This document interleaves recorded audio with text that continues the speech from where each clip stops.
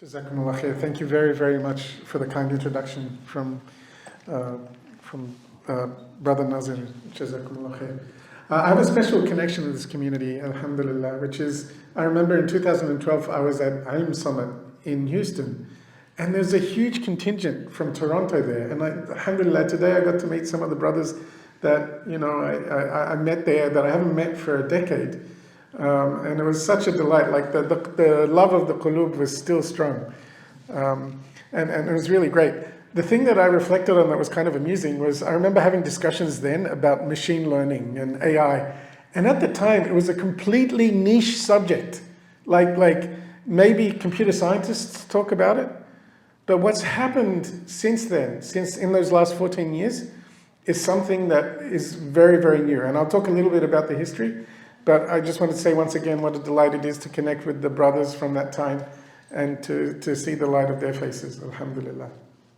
And so tonight, I hope you folks will give me some liberty. I modified the topic. Unfortunately, AI moves at such a fast rate that the topics we discuss have to evolve at the same rate.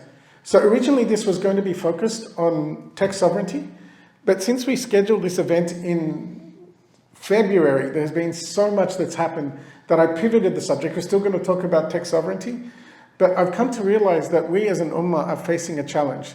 And that challenge is at the individual level, but also at the ummah level. And I'm going to discuss some of the evidence for why I think that's the case. And so the question I would like us to navigate today, and hopefully we can discuss, is how do we as an ummah and individuals rise to the challenge of AI? And inshallah, what I plan to do through the event is to first of all characterize what AI is very briefly so that people have a good grip on it. And I want to share a little bit about the impacts of AI that we know about so far and what they are likely to be. Following that, inshallah, I'm going to talk about some guidance from our tradition. Many people would say that AI, Islam has nothing to say about AI. And I've reviewed papers from conferences from Muslims who say Islam has nothing to do with AI. There's nothing that AI can do to help us. I want to present the case for why that is a completely wrong perspective. And then, inshallah, after that, I want to talk a little bit about how we should have an ummatic response to AI, but also what happens at the macroscopic level is going to affect each of our lives. And I hope to share some practical steps that I think each of us can do. But the best place to start with in all things, of course, is the Quran. And there's three anchors for this conversation that I want us to look at as we dive into the question of AI. And the first one is, of course, the first verse is revealed, Iqra' bismi rabbika alladhi khalaq. And the interesting thing for me is alladhi 'allama bil qalam 'allama al insana ma lam ya'lam. The one who taught with the pen, and through the pen taught mankind what they did not know. One of the interesting connections that we're going to see through the conversation today is the connection between AI and writing, and I think that that's going to be very interesting. And then a second verse to help us tie is the concept of fitna, which is وَلَنَبْلُوَكُمْ بِالشَّرِّ وَالْخَيْرِ fitna. And so it's important to understand that fitna is not always bad. Fitna is a situation where either the good can be bad, fitna can be a good thing, and when you rise up to it, or it can be a bad thing when you fail the test. But I really think it is my deep belief that AI is a fitna for the age. And we are in a time like every generation had their fitna, and our fitna will be AI. And I know it sounds a little bit dramatic, right? Like, what's the big deal? But let me at least put the case for why we need to do that. And in fact, a third interesting thing that I've been reflecting on recently is the story of Harut and Marut from the Quran. And so, we can go into the detail, but the point was that there was this, you could call it a technology, you could call it magic, but there was some knowledge that was very powerful, that Allah warned people was a fitna. And in the Quran, we hear the story of how those people, the Bani Israel of that time, failed the test. I really don't want us to fail the test of AI. And I really do think it's a test that we are going to face as an ummah. So the first part of today, inshallah, we're just going to quickly talk about AI, its history, and where we are now. And please feel free to stop me at this point because I want to make sure I get the pace right, because we have a very balanced audience. But the reason that you need to understand a little bit about AI and what we're talking about now is a very important legal maxim, which is al-hukm ala shay far'un an tasawwurih, right? You cannot work out an Islamic response to anything without understanding that problem at some depth. So we have to do tasawwur of AI and understand what this problem is so we can work out an Islamic response. And so that's why, I think it's very important for us to dive into. So the first thing to understand about AI is the history of it. And the way that I think of the history is in multiple stages. I think from the 1950s to the 1990s, AI went through what I would call the age of arrogance. Humans assumed that AI was going to be like this super easy problem. There are reports of some of the early AI researchers saying, oh yeah, we should be able to solve vision in the next summer. I'll put one of my interns on solving the computer vision problem. And it took humanity 50 years to solve the computer vision problem. Because at the time, and often this is the problem with many scientists, is they don't understand the beauty of Allah's miracle and they underestimated it. And then coming into the 1990s, when I did my PhD, there was the age of classical AI. And classical AI is what you might think of in terms of logic and equations and all of that kind of stuff. And that's when, AI was having some benefit, but it was kind of pretty niche. I remember going to a conference in 2001, in these 1990, 2000s, where there was 200 people at the AI conference, and now that conference gets 7,000 people. And the joke when I finished my PhD in 2000 was people were making fun of me for doing my PhD in AI and saying, why are you doing this? There's no commercial applications for this, right? And then somewhere around 2010, there was something very interesting that happened, which is that a new technique was developed called deep learning. And this deep learning approach is not like classical AI. Deep learning is very data focused. You don't try to design a system. You don't look at how does the human brain work and write some equations and work out some logic or something like that. You just throw a lot of data at it and let the AI work it out how to do this. And then in the 2010s, a sequence of what you might call dominoes fell. So first was that these deep learning approaches won many competitions. In fact, one of the early vision, everyone was getting 26%, 27% error rates. And then this new deep learning approach comes out called Anyscale, and it gets 11% error rate. Like in that one version, in that deep learning thing, they had achieved what the whole field had achieved in 10 years ago. And that was the start of the deep learning revolution. And then after that, it started to bring, do superhuman speech recognition, superhuman face recognition. I remember I was managing a team in Pittsburgh that had done one of these classical AI processes for face recognition. And I said, what do you think about this deep learning stuff that's happening now? And I remember talking to the leader of the team. He was in Pittsburgh and I was managing that team. He goes, yeah, sorry, dude, the new AI deep learning stuff, we're going to throw out all of that classical stuff. And that was a sign that something was changing.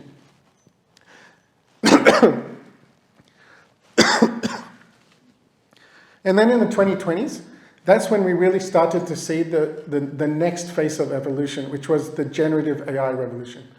Up until about 2020, AI had been focused on classification. Is it A or B? And then suddenly in the early 2020s, there was a very influential paper out of Google called Attention is All You Need from 2017. And that led to kind of a cascade effect where instead of just being able to classify things, AI was able to make things. It was able to write articles. And that's really what brings us to the modern era. And so everything that we see now is starting to accelerate faster and faster. And the modern era, the modern generative AI revolution, I say there are certain markers in the history. I'd say November 2022, when ChatGPT came out, that was one of those markers. And I would say everything since November 2022 to now, what's happened in those last 3 years is equivalent to what came in the 30 years before. I am seeing stuff like that's happening now much faster than before. And I think another benchmark is there's a system called Claude Code that is designed to help people write software. And that was released a year ago. And it was the first thing that kind of actually did kind of a decent job of this. And then by now, in just 1 year, it has gone from kind of like a, oh, maybe I can use this sometimes, to, oh my goodness, this thing is as good as I am. In my case, for example, in the case of Claude Code, it's allowing me to program at 3 to 4 times the efficiency I used to have. And so you imagine that these things are getting very, very powerful, very, very fast. And then, I had to update this slide just a month ago, or just recently, because just last month, we'll talk about the players in this space, but a new model was, quote, launched. It wasn't launched because the company that made it felt it was too risky. In particular, because it had cyber security capabilities that were superhuman. And they demonstrated this by showing that it could break operating systems that were supposed to be super secure. And they managed to form a coalition with companies like Google and major banks so that they could release Mythos to them to harden their systems before they made it available to everybody else. So the real focus of the current revolution are what are called large language models. And these large language models consist of hundreds and billions of little knobs that you can tweak. And they are tweaked during training. And when you're using them, it takes a few dozen computers to compute these things. So they're very compute intensive. But the way that they're trained is very reminiscent of something. And so you'll notice that what they train the models on is writing. They take everything that humanity has written, they run it through these models, and they synthesize it into this thing called the large language model. And we'll talk a little bit more about that soon. But I want to talk a little bit about like the landscape of different companies involved here. And really what's happening is we talk about the frontier models. Mythos and Opus that I mentioned as part of Claude Code, those are examples of frontier models. The capabilities are like the bleeding edge.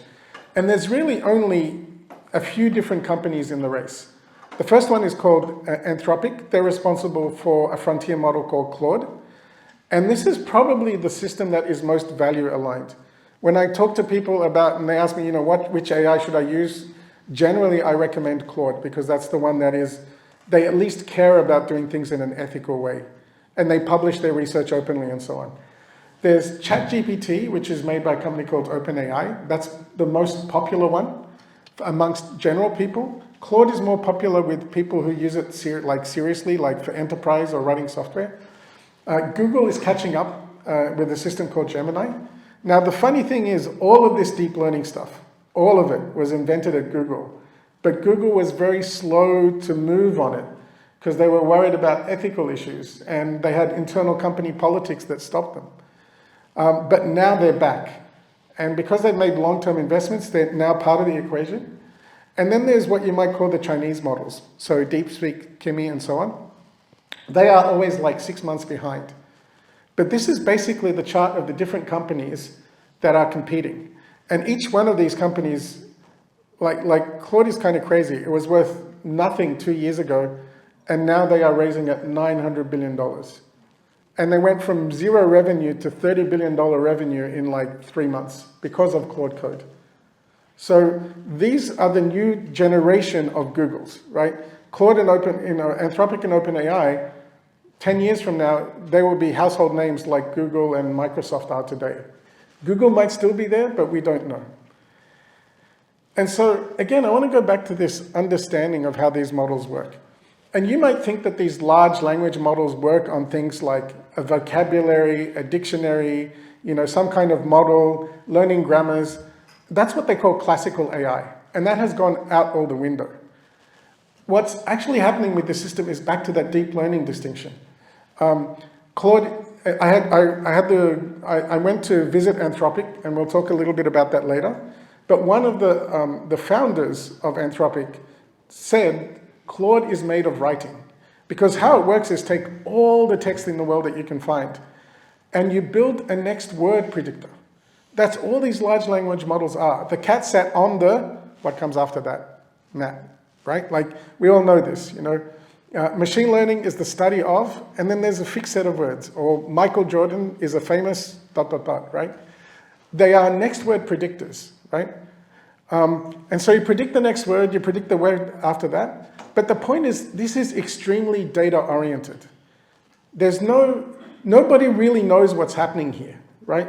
Like, people now are using techniques from neuroscience to understand what these models are doing. And so it's a very complex process that nobody really understands what's going on. But it's very data-oriented. Now, just to be clear, next word prediction might sound like a very dismissive thing, but imagine sometimes we have next word prediction problems that are very complicated. Should I marry person X? Yes or no? One word, yes or no, right? Like, it's the choice between those two things.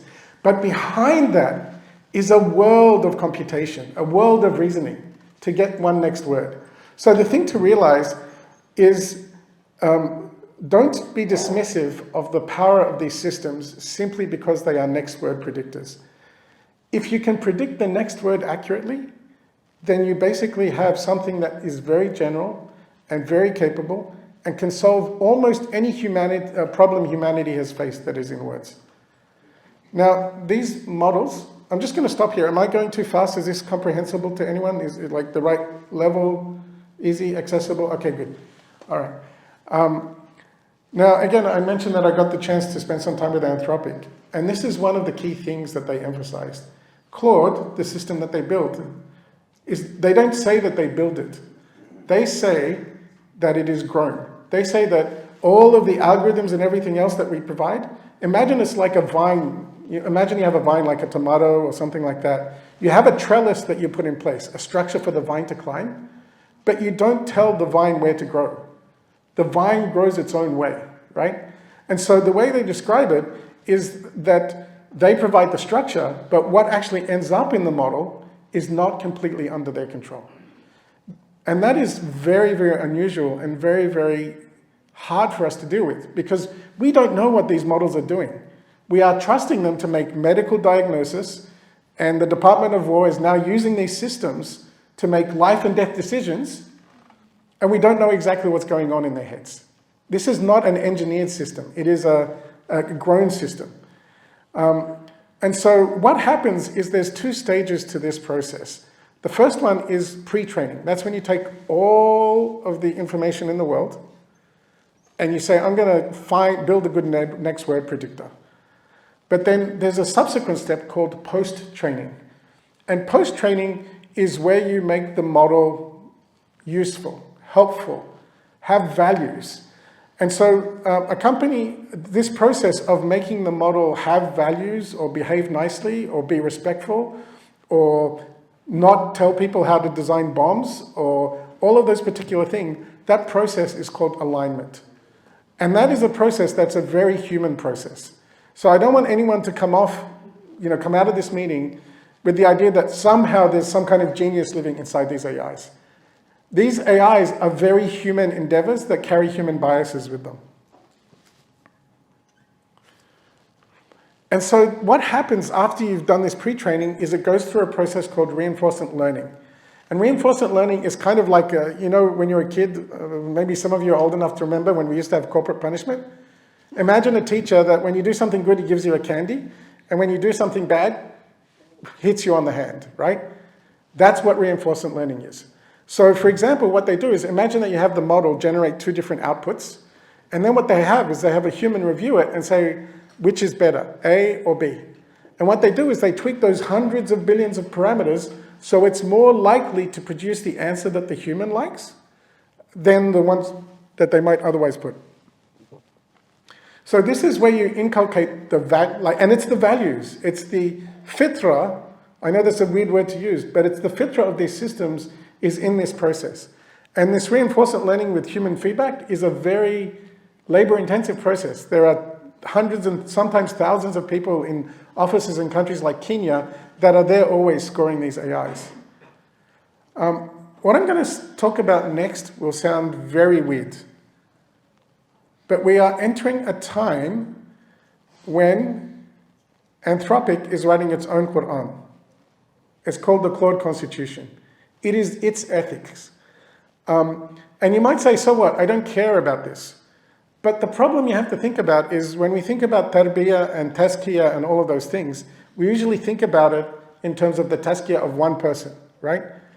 But Claude has 20 million conversations a day, or 20 million or more conversations a day. And it's growing like something crazy, like 50% month on month. So the akhlaq, the values, the morals of this system are extremely important. And in fact, one of the good things about Anthropic is that they are the only company that's published this constitution, right? You can go to their website, it was released in January. It's basically like a refined version of individualistic Western philosophy. But subhanAllah, this is what I mean, but we're in a time of fitna. We are in a time when the discussion, when Anthropic is inviting Muslims and Christians and Jews and saying, hey, we're trying to make Claude be a good character, have a good manners. How do we do that? And it matters to us because that's the akhlaq of something that our children are going to talk to. So the way that this works is it's fascinating. It's kind of like the RLHF approach that I talked before, except what happens is that they use two AIs. One AI is the judge, and one AI is the one that's being under test. So here's what they do. They give it a scenario. You know, they say something like, well, there's a nurse and she's asking you about how much of a drug it would take to cause someone to die. Is that something you should tell the person? Or someone comes and says, I feel very sad. Can you help me feel less sad? How do you respond to that? And then what they do is they have the constitution and they have another AI that scores the first AI. And they do this time after time after time. And they take that constitution, their Quran, and they push it into the AI and adjust the parameters so it's more likely to behave in a way consistent with the constitution. And so you can think of this as like the constitution is the thing that allows you to trim the vine so it looks good to humans, right? And so this is giving you an idea now of the power of this technology and why we need to engage in this technology. And why, you know, we should care about Anthropic's constitution and engage in it. But there's another few reasons that we need to think about why AI warrants our attention. And the first of those is it's a meta technology. It makes everything better, right? So if I make a better car engine, okay, my car can go a bit faster. It doesn't help me solve cancer, right? But AI is such a powerful general purpose technology that when you solve a problem with AI, it solves problems in medicine and biology and engineering and social questions and all of these different things, right? So when you make AI better, all of a sudden 10,000 different fields get better, right? The second is that one of the ways that you can use AI is to make AI better. So you have this positive feedback loop. And that's why I don't see things slowing down. Because you use AI to write code that makes a better AI, that generates new code, that then becomes the next version of the AI, and it gets better and better and better and better. So most technologies kind of plateau, right? But AI is so general that we're not seeing that plateau. And if you plot the graphs of like how powerful these things are getting, it's a linear path. There's no sign that it's slowing down. And then the second thing is the third thing is because of the way that Western countries work, it's extremely capital intensive and people want to invest in it because the company that gets the best AI will be able to make a lot more money, right? And so what happens is people just keep throwing money at it and that's helping to accelerate it even further. And then a few other things that I'm seeing is that now we are used to using social media for finding out what's happening in our community. I don't think it's very far when instead of checking TikTok, you're just going to talk to your AI and say, hey, what's the news today? And so it'll start become a medium of how we understand the world. So in the first part, we discussed a little bit about how AI works. Let's now spend a few moments thinking about what the impacts of AI are. And I want to focus on three impacts. The first one is economic, because that's the most visible and easy to measure. The second one is educational, because many of us are parents and we have to help our children through this new world. And the third one is social. And what the pattern you'll see is that on each of these issues, there's a good and a bad. It's a fitna in the true sense, khair and shar, right? So economically, it is estimated by PwC that by 2030, AI will add $16 trillion to the world economy. That is huge. And to give you some idea, that's like 7 Canadas. Imagine that there were 7 Canadas of like producing stuff. You know, take 7 Canadas, clone it 7 times in terms of the GDP and what it makes, and that's what AI is going to do for the world. Or 4 Indias, right? This is not a small number of good, right? The question is, who's that money going to go to, right? There's going to be an AI surplus, a benefit to society as a whole. A second one is from the World Economic Forum. Over, again, the next, by 2030, AI is going to create 170 million new jobs, but 92 million people are going to lose their jobs because of AI. But think about that. Again, imagine what that means. The Canadian workforce, I checked this morning, using AI, of course, is about 22 million people, right? So this is like taking the entire workforce of Canada, multiplying it by 4. Imagine what it does to societies where that's going to happen. And I'm seeing that and experiencing that firsthand because I'm in the software engineering world. And all of my friends that used to work in Silicon Valley, all of the companies are doing layoffs, every one of them, because AI is making everyone more efficient. And I don't want you to think that this is limited to software engineering. Here is a chart. I'm sorry that it's a bit small for this audience, but basically it has different categories showing 96%, for example, of software engineering, 96% of it can be made, right? Already we're at 32% of it. But it won't be long before these red bars of what AI is already doing is doing more and more and more and more and more. And you can see the different categories here of the most impacted industries. So what's the software engineering industry is experiencing now will just cascade industry after industry. First will be software, and then will be business and finance. And then after that will be office work. And then after that will be legal. And then after that will be architecture and so on. AI is going to come for industry by industry. It just so happened that software was the industry that AI was better suited for, right? So the revolution, and talk to any of your friends in software. It's kind of like the only jobs that exist right now are in building more AI, right? Like that's the only jobs available right now for anyone in software engineering. And you don't even need that many people for that now. I want to move on now. So that gives you some idea of like the economic consequences of AI. The second one is education. And again, what we've seen through the use of AI is that you can use AI to help educate people. There's research that indicates that personal tuition can give you 2 sigma benefits, like 2 standard deviations, like taking someone who's a middle grade, a C grade student, and take them to an A grade student. But individual tuition is very, very expensive. What if we can use AI that gets us like, maybe doesn't get us from C to A, but gets us to C to B? You know, that's a very, very real possibility from AI. But there's also a very real danger where the MIT Media Lab has connected like electrodes to people's heads and then tested what they look like on ChatGPT. And basically what you see is this could lead to a cognitive decline in humanity, right? So it could be good or it could be bad, right? And then finally is society, right? The social implications of AI are going to be just as significant as the economic ones, right? So first of all is the first point that I touched on already, right?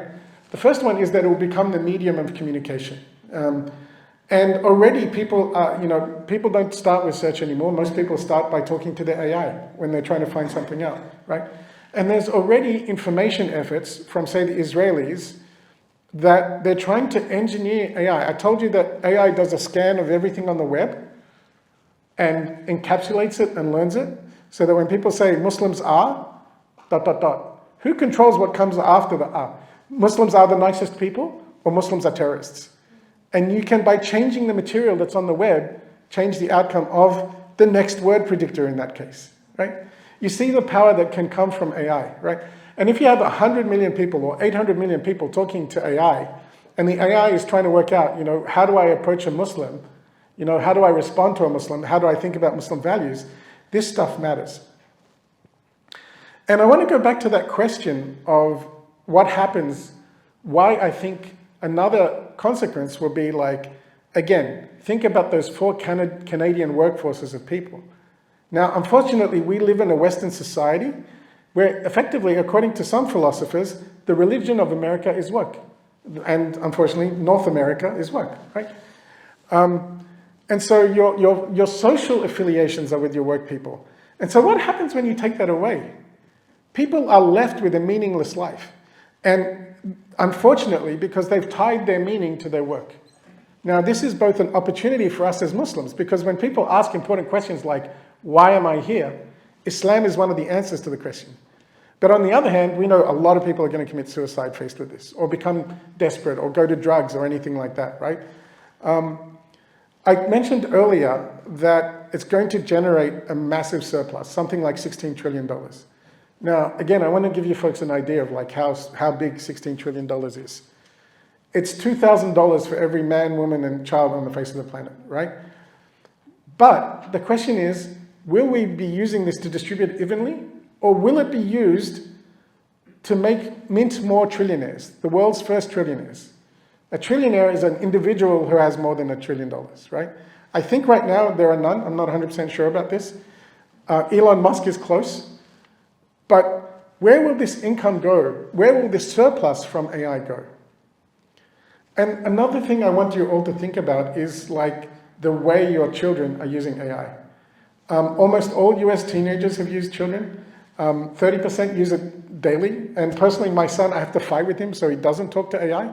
But I've decided for him, the 10-year-old, that it's not something that's good for him right now. 30% of teenagers say that they prefer to talk to AI than to humans in some cases.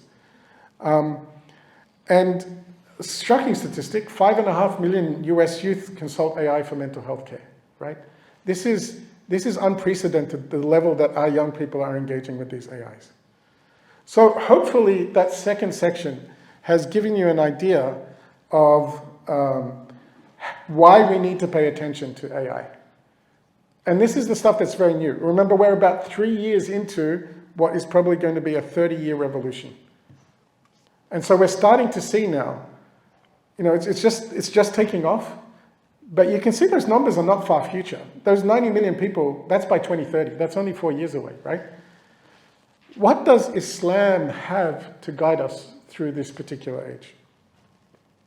And I want to come back to this topic that we started about in the beginning, which is how the Prophet ﷺ approached writing and how the Muslim community has since reacted to writing, and whether that can inform us and help us understand. So we don't think of writing as a technology, but the Quran seems to indicate that it behaves a lot like a technology. It was something that Allah gave to humanity. He mentions it as a gift. And the Prophet ﷺ, when he was there, realized that writing was a gift. Again, it's a fitna, because writing can be used for writing evil books, or it can be used for writing good books. You can write erotica in words, or you can write something that guides people to how to do tazkiyat al-nafs, right? But he made sure that writing became part of the culture of the Ummah. We all know about the story of Badr. But not just that, even the Quran itself. It was revolutionary that the Quran said, you have to write down business transactions. And it created a whole new type of employment, right?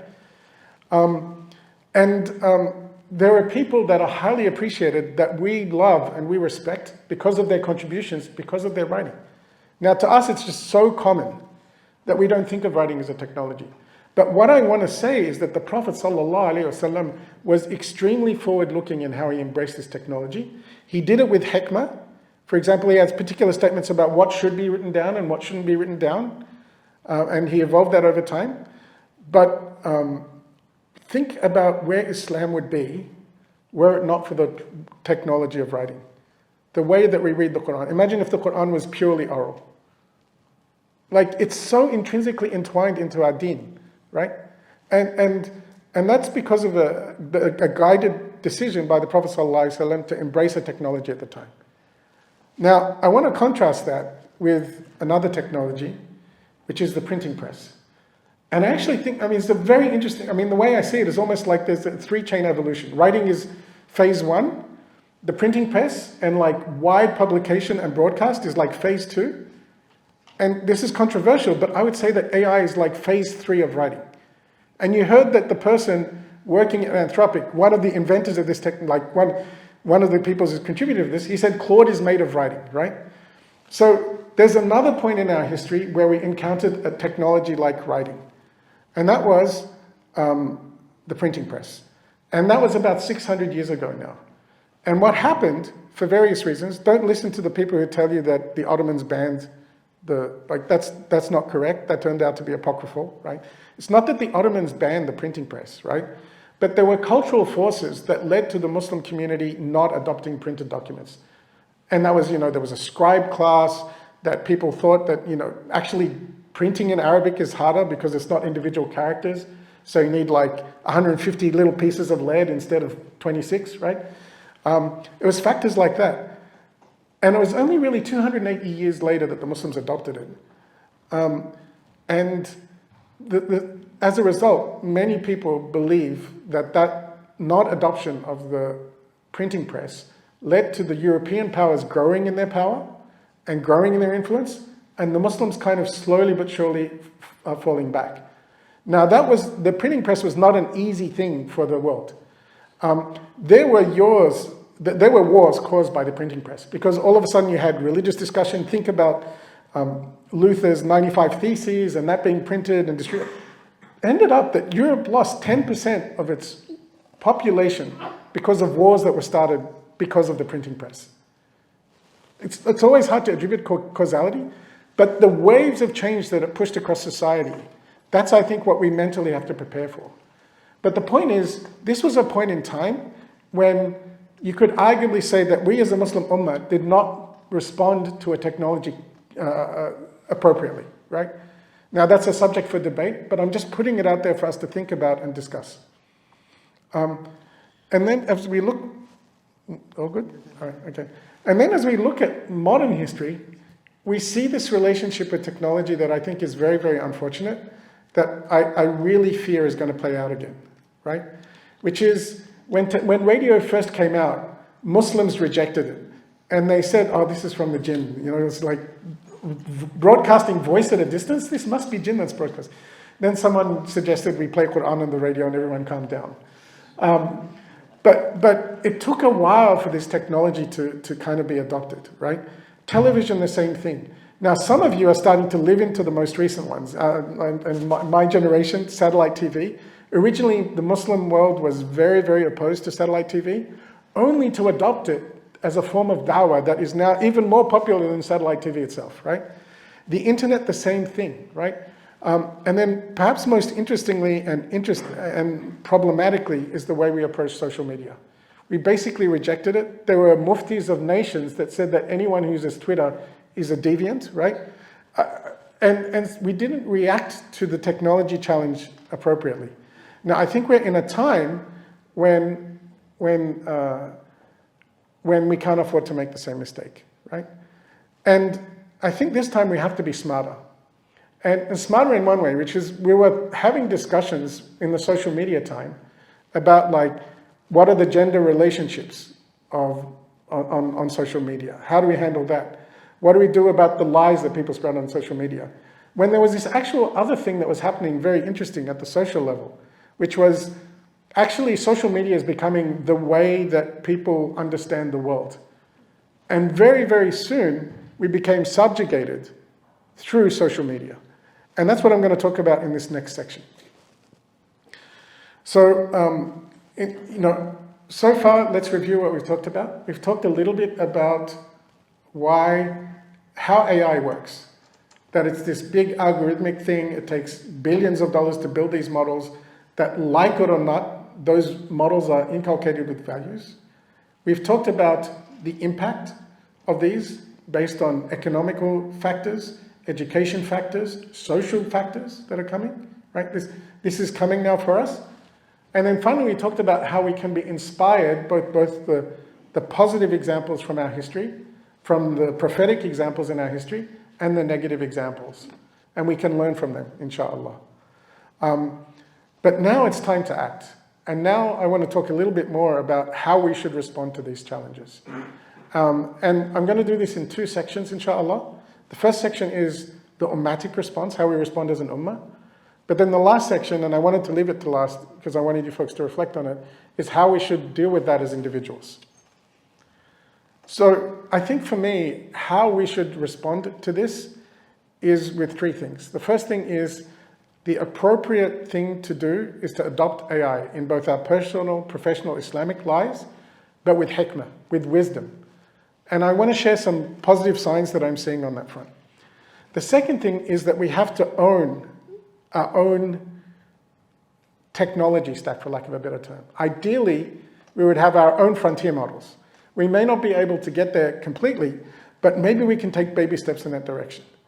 And then the third principle is this idea of amr bil ma'ruf wa nahy anil munkar, right?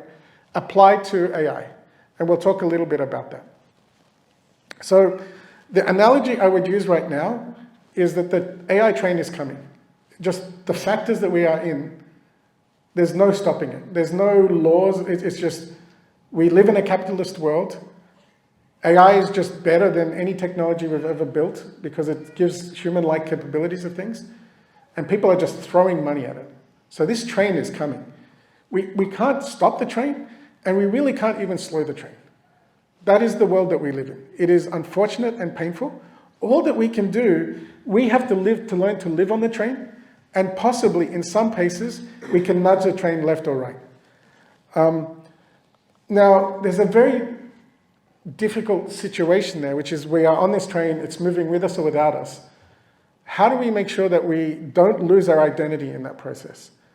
And so one of the things that we need to do is that we need to bring together scholars, which is to help us navigate this, what's permissible and beneficial and harmful, and practitioners who understand how the technology actually does, and how we can inculcate Islamic values into the way we use AI. And that's very, very similar. I really feel that that is following the prophetic example of how he approached writing. And so I want to give you some glimmers of hope that this is starting to happen now. Scholarly attention, alhamdulillah, I happen to be involved in a few different activities. So one is the Assembly of Muslim Jurists of America, which is one of the big fiqh organizations of America. Its next annual conference will largely be about AI. And they're trying to help the Ummah navigate that. And then there's an organization I work with, the Islamic Alliance for Safe, Ethical, Responsible AI, and Yaqeen Institute. The other thing that's really interesting is that if you work at any tech company, you know that 5 to 10% of the people in that tech company are Muslim, right? Like, have any of you worked at, like, I'm sure some people in this, and you've seen it, that like, between the Arab world and the Desi world and the Muslims all over the world, we are 5 to 10% of the tech community that works at places like Google.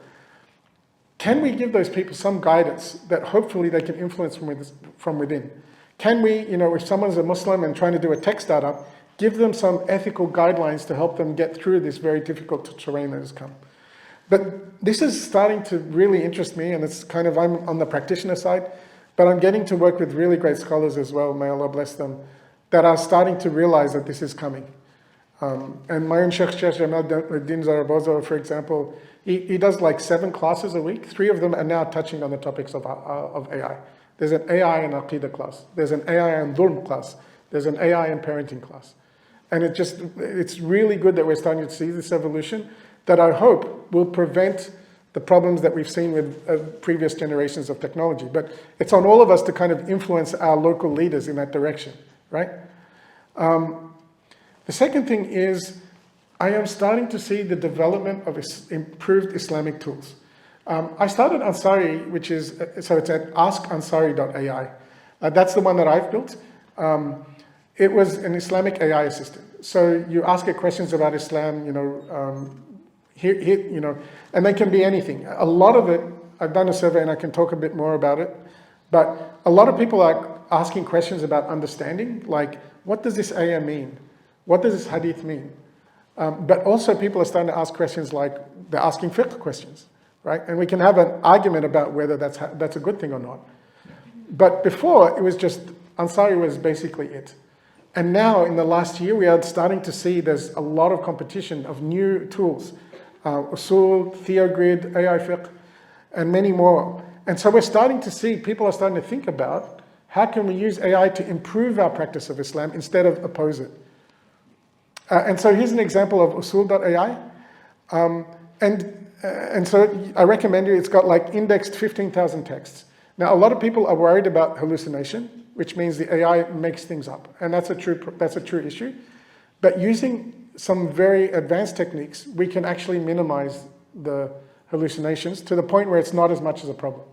So I know people feel a lot, but if you use usul.ai or ansari.ai or theogrid.ai, you've seen that the hallucination is more or less a controlled problem now. The other exciting development, and this is literally like, I just got the results from Ansari for Islamic MMLU like 3 days ago, right? But people are now starting to build benchmarks. Benchmarks are very important in AI because they allow you to compare the performance of systems. So what they have in the case of Islamic MMLU is it has 10,000 questions about Islam, right? And they take it and they ask your AI those questions and they score your AI based on how well it does. Another one is Islamic Legal Bench. So we are starting to see the raising of the bar on Islamic AI-based research tools, which is a really wonderful step. And I'm a little bit proud of this, that Ansari is the top of the Islamic MMLU leaderboard.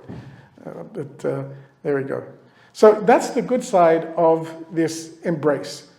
I think one area, like at the scholarly level it's happening, but one area where I think we could do more is Muslim organizations and non-profits adopting AI in their work. It could improve efficiency so you can get more stuff. You can do things like have tailored content when it comes to Islamic education or even fundraising, right? So you can customize the fundraising to match someone's interest. You know, some of the most exciting work that I'm seeing is, you know, there's Awqaf Australia is an interesting organization, and they're now trying to build a system that matches donors with projects using AI. So they will ask you, what are the types of projects that you would like to contribute to? And then they have like 1,000 or 10,000 projects ready to go, and use AI to match them together, right? I'd say Awqaf Australia is one of the most advanced organizations in that regard, but it's just like scratching the surface of what's possible for Muslim nonprofits. The second principle that I think we need to talk about is tech sovereignty.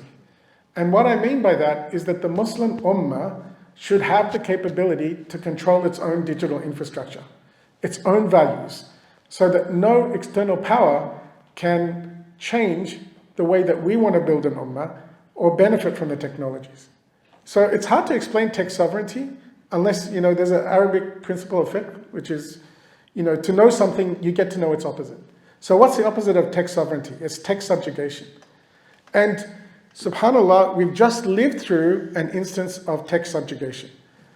And that is on the question of Palestine, right? So we know what's been happening in Palestine has been very, very, like, it tears the heart, right? But what tears the heart as well is the way that people, we were trying to tell our story on Facebook, and the Israeli government just got there first. And they started posting takedown requests on anything that was pro-Muslim at all. They actually got people from the Netanyahu government inside Israel, inside Meta, and they didn't even build the Hebrew hate speech classifier. Human Rights Watch was able to document 1,000 censorship cases. And so basically what happened is through an accident of luck or history or taqdir Allah, there was this other thing coming up at the same time, which was TikTok. And one thing that I think is very interesting is once we managed to get on TikTok, which was a Chinese company, and that's the only reason that it was allowed to, like that we were able to get our voices out, the tide started to turn. And we were able to tell the Muslim version of Israel, of the Palestine-Israel conflict in a way that we've never done before. And it started to have an impact. I mean, I'm seeing things, you know, as a 50-year-old that I never thought I would see in Israel. That the Western society is starting to tilt away from Israel. When it looked like there was no, you know, it's kind of like the way things collapse. It looks firm, firm, firm, firm. And then when it collapses all of a sudden. But what happened to TikTok? The Chinese were forced to sell TikTok to a US consortium owned by a man called Larry Ellison, founder of Oracle, who is incredibly pro-Israel, one of the top donors to the IDF and the Friends of the IDF, installed people that were pro-Israel inside this new version of TikTok. Netanyahu's recorded as saying TikTok is more important. And they've now hired people who are ex-IDF instructors as staffers inside TikTok. So this is what tech subjugation looks like, and it's being applied to us in real time. So what I would like to see us evolve towards is a world where we have our own Ummatic tech stack where we have control over this. And there are some early signs that this is happening, but it's still very early. So one is people are still starting to build those models. So there's a research lab in Qatar called Fanar, and they build a model. It's not as big as these models. So the frontier models might be 500 billion parameters. These models might be 30 billion parameters. But we are starting to see ones that are trained. And they even have one model that's trained specifically with Islamic understanding called Fanar Sadiq, right? Another example is Thawra, right? So Thawra.ai, it's two brothers from Syria who are sick of like ChatGPT's responses on questions like Israel. So they put together their own conversational agent that's kind of like ChatGPT, but without the biases that ChatGPT has. And you can go and you can install it and you can get it running. And even on social media, there's a startup called Upscrolled, and it's like Twitter, but without the kind of editorializing. And again, I just want to give you an idea of like what tech subjugation feels like. At one point, Elon Musk has his own, I didn't mention it because it's kind of far behind now, but it's called Grok. Just like the other people have frontier models, there's another one Elon has. And at one point, Elon, on Twitter, they put it up and someone asked us, what do you think about what's happening in Israel? And it said it's very clearly a genocide. And that Grok bot was taken down. And then when it came back, its attitude had been adjusted. And it no longer said the same things on Israel, right? So this is why people are very concerned about the algorithms that are happening in places like Twitter. So, and then, so that was principle one, was embracing with hikmah. Principle two was trying to help get ourselves into a place with some level of tech sovereignty. And the third one is, we talked about the train. It's going fast. We can't even slow it down. All we can do is steer it a little bit. And really, this is an area where we can start to advocate for AI to be used in ways that are more Islamic.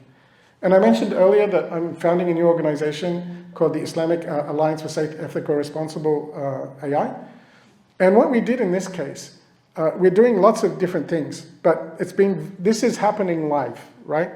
So many of you may not know this, but the US Department of War sued Anthropic, the makers of Claude, because the Department of War wanted to use Claude for mass surveillance, domestic mass surveillance, and for making kill decisions. And so what happened is a coalition of Muslim, Christian, Jewish faiths got together and they put out a statement about this. And the way the US court system works is you can have what's called an amicus brief. That's where a third party gives the case, the court something like this. So we actually filed an amicus brief. In other words, now one of the courts of appeals in Washington is now considering a voice that says, first of all, Anthropic, if it wants to, it's not that we're standing up for Anthropic. Anthropic has its own problems, right? Like they are not our savior. But the problem was, even to maintain a super low bar of like, we don't want our AI to be used to make decisions about taking life.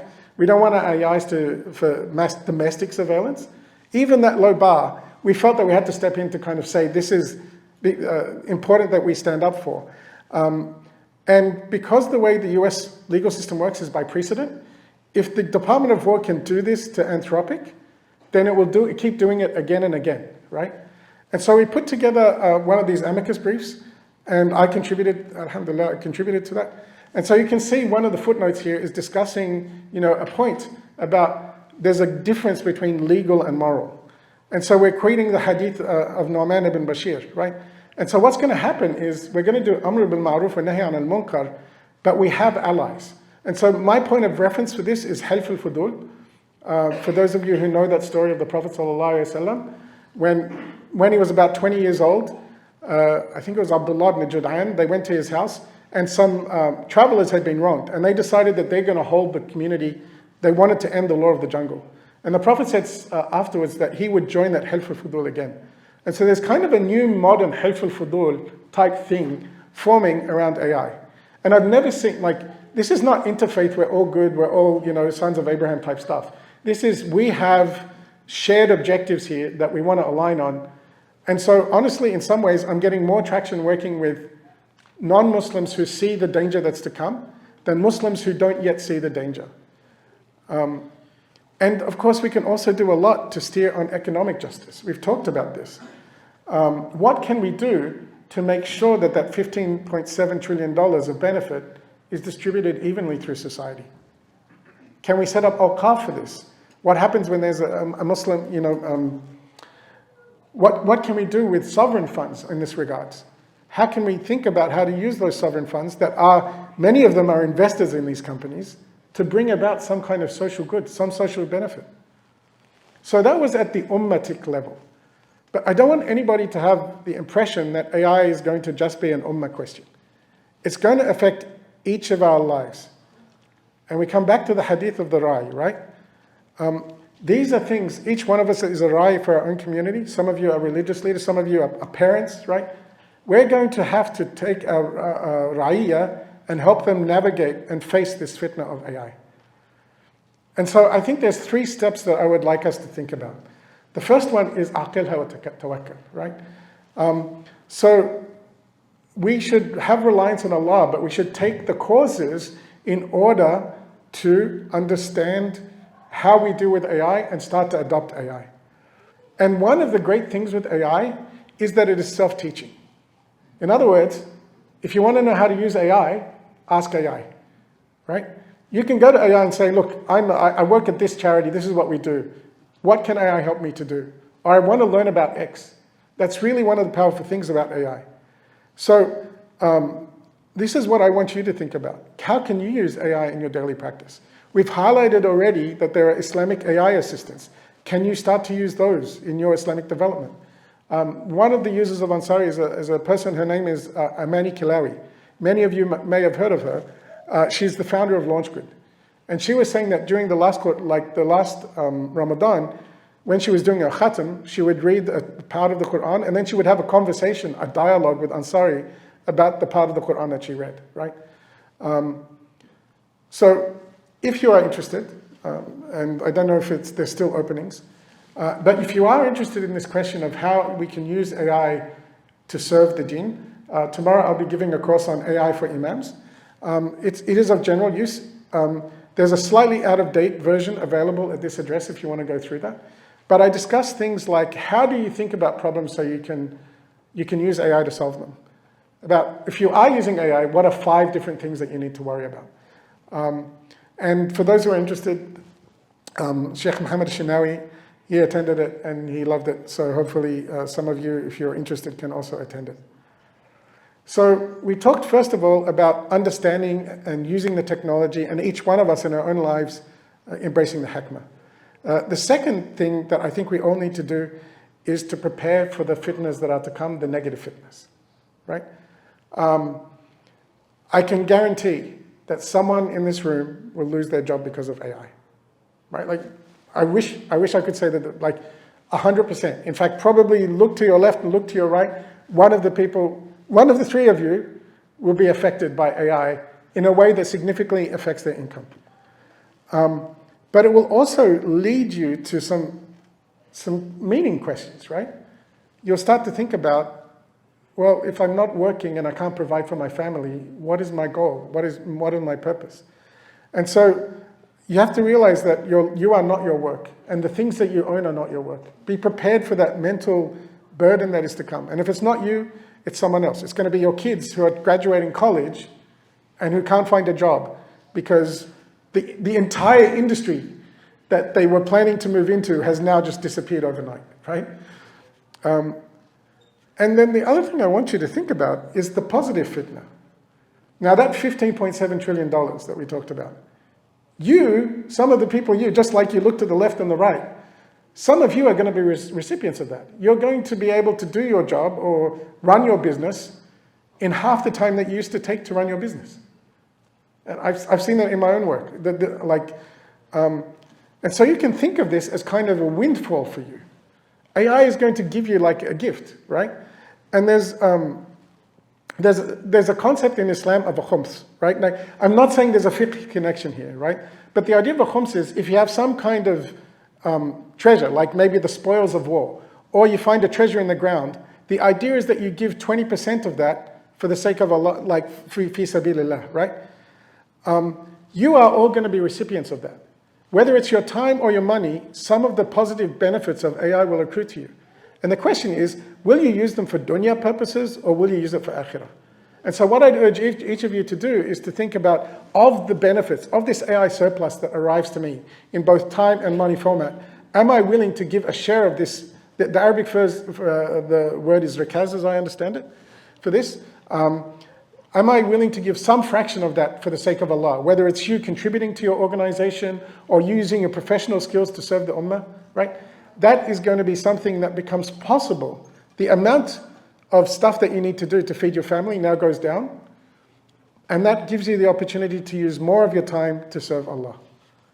So just to conclude here, I wanted to leave you with a few parting thoughts. We may finish early to give people more time for Salah and preparing for Salah. But this is, again, I want to express in a heartfelt way, I've been in this industry for 30 years. This is different. This is like nothing I've seen before, right? And as a professional, I'm telling you, the wave is coming, right?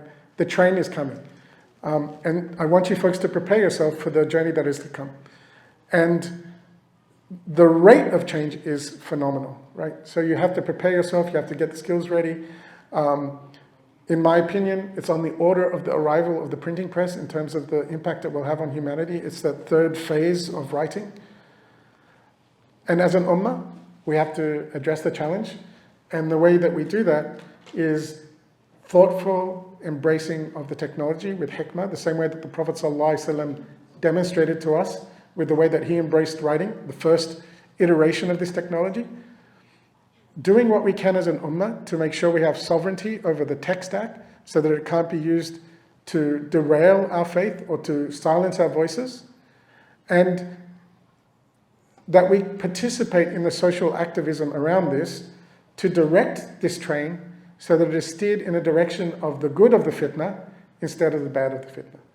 And I know many of you are very active in your communities and also in your wider communities, not just like your masjid community, right? But the Western community, the rest of the society that we are part of.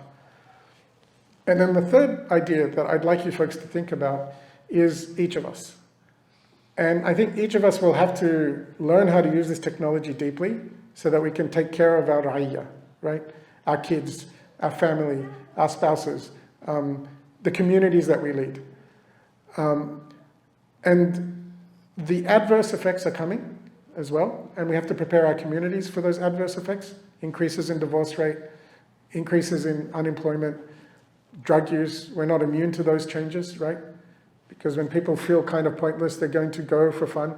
We're going to have to deal with our kids becoming attached to AI. There's the first court case now of someone committing suicide because of AI, a child. And the other thing I want you to think about, again, is AI is a fitna. It is a gift from Allah. And that gift will accrue to us personally as individuals.